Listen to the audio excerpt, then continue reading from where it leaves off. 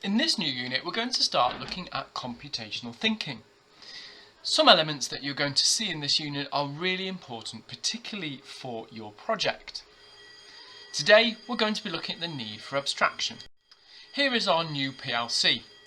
You can see thinking abstractly comes in 4 parts. We need to know what is abstraction, why we need it, the differences between abstraction and reality, and to be able to devise an abstracted model for a variety of different situations. Here is our keyword wall: abstraction, computational thinking, simulation and models. By the end of this lesson, you should have a clear understanding of all 4 of these words. Computational thinking can be thought of as turning a problem into a solution, but in a way that a computer could actually execute it.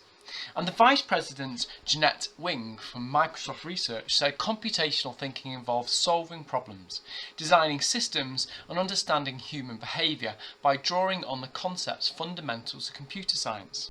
Abstraction is actually the way of separating the logical and physical aspects of a problem. Imagine learning to drive a car. When you're learning to drive, you're only interested in the steering wheel, the accelerator, the brakes, the indicators, etc. You don't need to know how the engine works. So we could, when thinking about a car, abstract the details that you need. So when you're learning, and if you're using some form of learning simulator or instructions, you wouldn't need to talk about the engine. Whereas a mechanic would need to know about the engine and would have a different model to you. Abstraction typically involves devising a model that represents reality. Like our car model, learning to drive, you'd have certain parts of the model but not other parts. So for example, a queue in a supermarket. You could think of something like a climate change model as well. But we remove the details that are not relevant, and in the image below you can see in blue are the important parts.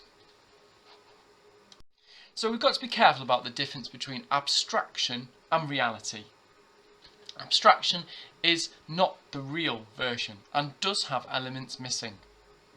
However, all the details that do not contribute to the problem are omitted for abstraction.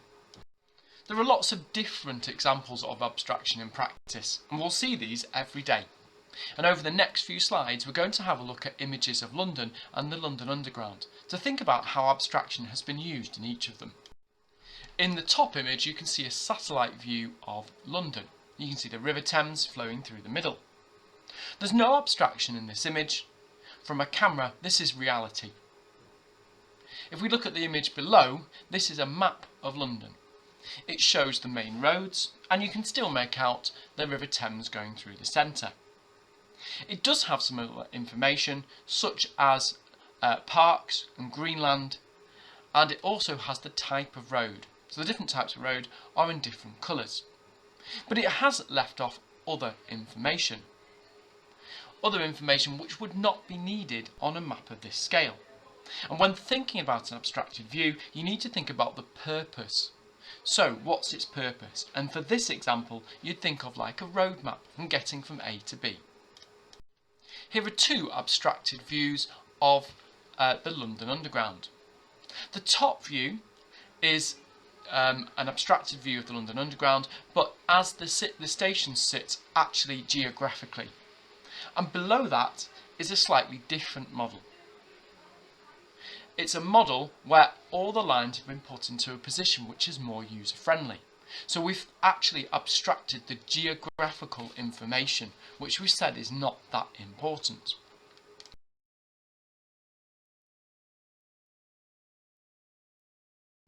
Again, when travelling on the London Underground, when you actually go on the central line, which is the top map that we've seen, the maps only show the central line.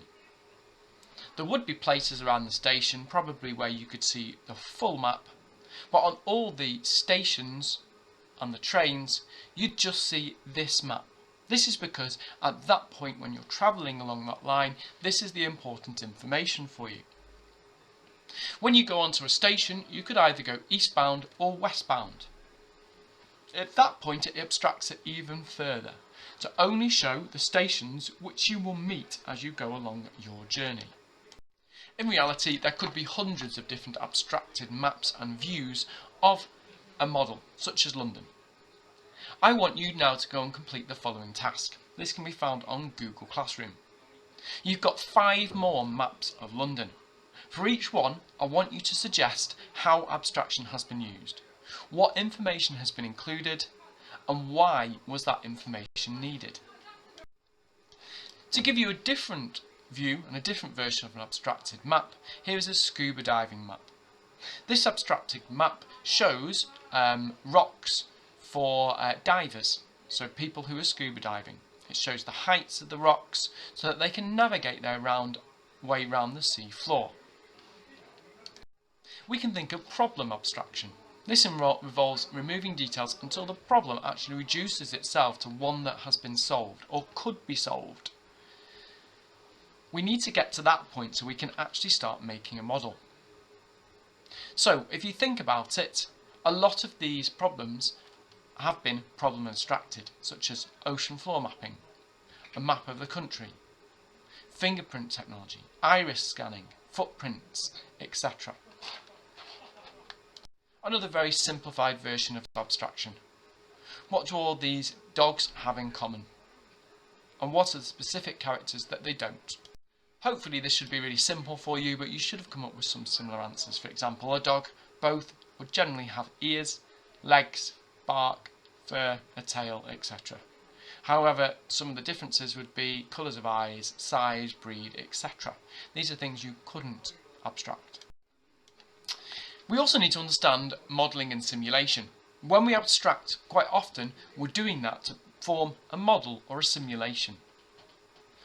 A model is a real-world object which can be used to solve a problem. A model allows us to try something and build a situation, and you need to decide what details are important, and everything else can be forgotten. We can then start designing algorithms and data structures to design that real problem. Here's an example of a model. If you click on this link and go to this link, you'll see that you're able to find a climate change map. It shows you, if you have a go and actually find it on the website, you can dig into the map to find out the differences in climate change that scientists are expecting over the next 20 to 30 years. This is a model. We don't know this is going to happen, but this is likely to happen, and this version is used to demonstrate a purpose. A simulation is slightly different than a model. A simulation is used to simulate a scenario or a situation which might be critical to life, or to provide a simulation of something that might happen.